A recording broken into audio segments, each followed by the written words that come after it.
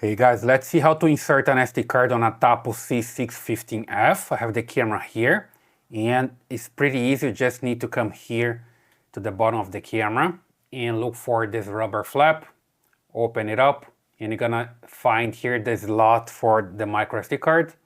Just grab your SD card. I have here a Lexar. I'm gonna leave the link here in the description. This is a good SD card for this camera.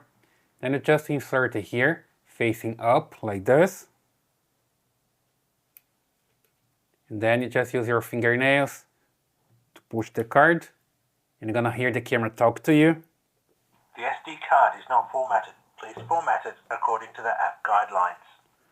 Okay, so you just need to come here to the Tapo C615F on your app, come to the gear icon, and then to the storage and recording. The SD card is not formatted. Please format it according to the app guidelines. The camera talks to you again. You just come here and format SD card. Here in this button, format it. Just wait for it to finish.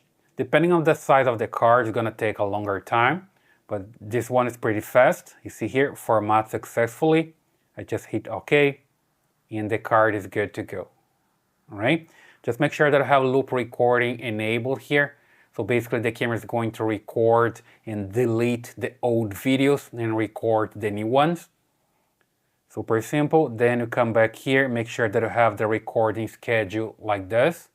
Basically the camera is going to detect motion and record when the motion is detected. And here local recording is enabled and also record sound is enabled. Back here you can also check the detection. Basically that's the zone the camera is going to detect, and motion detection is enabled here. See, it's on, and person detection is also on. So it's up to you what you want to enable here, and just make sure that you adjust the sensitivity as well so the camera can detect and record properly. All right, I hope that helps.